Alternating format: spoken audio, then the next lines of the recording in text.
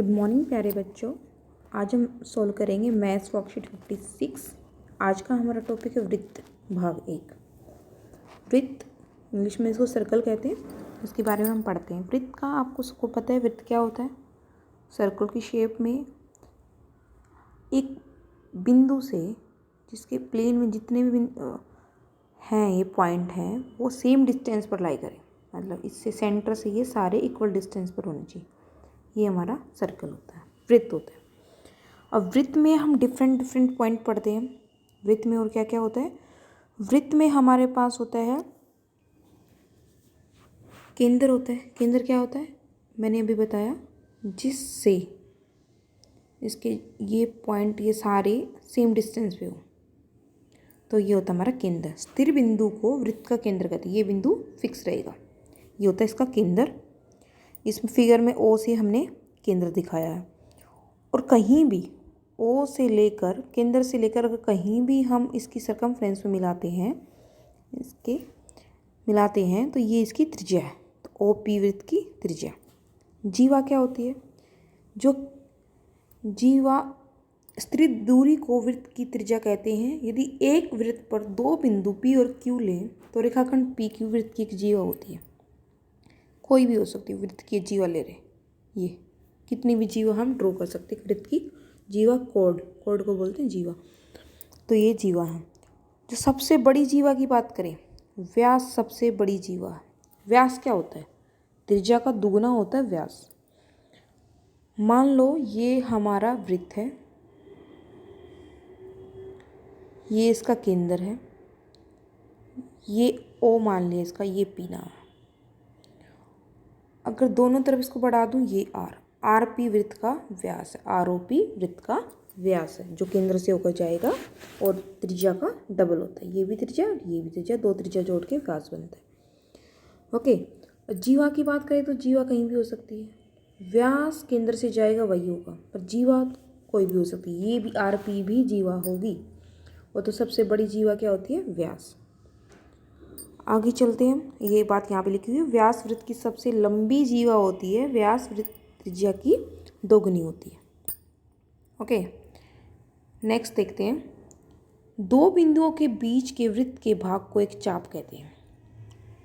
देखो यहाँ पे दिखाया गया है दो बिंदुओं के बीच के वृत्त, ये वाला हिस्सा, दो बिंदु ये हैं, ये चाप है, ये दीर्घ, ये चाप छोटी। अगर ये सर्कल की बात करें तो ओ पी चाप ये छोटी चाप है, तो इसको लघु चाप करेंगे। और इस साइड से पढ़ेंगे तो हम ये दीर्घ चाप। डिफरेंस पता चल गया दीर्घ चाप और लघु चाप में। अगर हमें रिप्रेजेंट करने के लिए अलग दिखाना तो ए ओ पी लघु चाप, यहाँ पे कोई भी पॉइंट आर ले लेंगे, ओ आर पी हमारी दीर्घ चाप होगी। परिधि की बात करें तो ये चारों तरफ संपूर्ण वृत्त की लंबाई, ये लंबाई ये ऐसी तो नहीं है ना, इसकी ऐसे राउंड शेप में, ये इसकी परिधि मतलब सरकमफ्रेंस होती है। जीवा तथा प्रत्येक चाप के मध्य क्षेत्र को वृत्तखंड कहते हैं।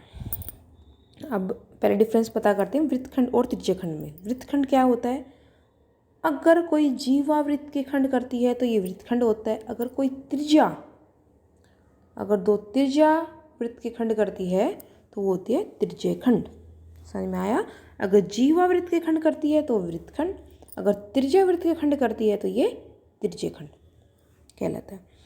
अगर ये छोटे वाला है, वृत्तखंड की बात कर रहे हैं जीवा पे, ये लघु वृत्तखंड हो जाएगा, और ये दीर्घ वृत्तखंड। ऐसे ही ये त्रिज्या से बना हुआ है त्रिज्यखंड, तो ये लघु त्रिज्यखंड, और ये वाला हिस्सा ये यहाँ का दीर्घ त्रिज्यखंड। आई होप आपको डिफरेंस पता चल गया होगा। अब क्वेश्चन करते हैं। 4 सेंटीमीटर त्रिज्या का वृत्त खींचिए। तो आप क्या करोगे, 4 सेंटीमीटर का कंपास ओपन करोगे, प्रकार खोलोगे, यहाँ पे प्रकार की नोक रखी तो वो केंद्र बन जाएगा, और ये वृत्त ड्रॉ कर दिया। ओके, सॉरी यहाँ पे नहीं, ये तो आपको बीच में दिखेगा ही नहीं वैसे तो। ओके, यहाँ पर रखा और ये इसका केंद्र ड्रॉ कर दिया। जहाँ पे प्रकार की नोक रखी थी वो उसका केंद्र। तो आपको क्या दिखाना, वृत्त पर एक त्रिज्या कहीं भी कोई भी लाइन ड्रॉ करोगे स्ट्रेट लाइन, ये त्रिज्या हो जाएगी।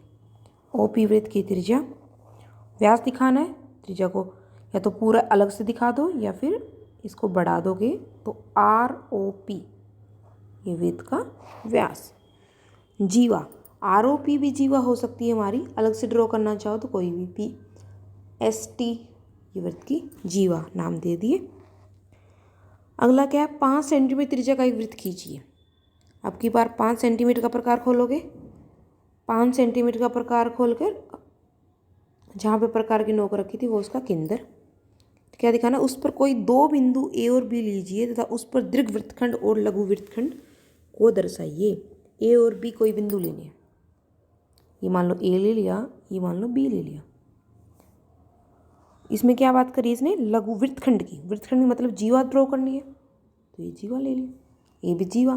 तो ये वाला AB हमारा हो गया लघु वृत्तखंड और यहाँ पर कोई भी पॉइंट O P ले लो, कुछ भी ले लो, APB ये हमारा हो गया, हमारा ये इतना सारा ऐसे लेके चलेंगे, ये हमारा हो गया दीर्घ वृत्तखंड। अगर त्रिज्या की बात करनी है, नेक्स्ट में इसने क्या बोला, 6 सेंटीमीटर त्रिज्या का वृत्त खींचिए। 6 सेंटीमीटर का प्रकार खोला और वृत्त खींच दिया। वृत्त पर कोई 2 बिंदु M और N लीजिए, M कहीं भी ले लो आपकी मर्जी, M और N 2 बिंदु ले लीजिए तो उस पर लघु त्रिज्याखंड, आपकी त्रिज्याखंड की बात है तो त्रिज्या ड्रॉ करनी है, तो ये हमारी त्रिज्या है, ये त्रिज्याखंड हो गया, ये लघु त्रिज्याखंड, यहाँ पे MON हमारा लघु त्रिज्याखंड। अगर इसको अलग से रिप्रेजेंट करेंगे, यहाँ पे P मान लो तो MPNO ये हमारा दीर्घ त्रिज्याखंड हो जाएगा।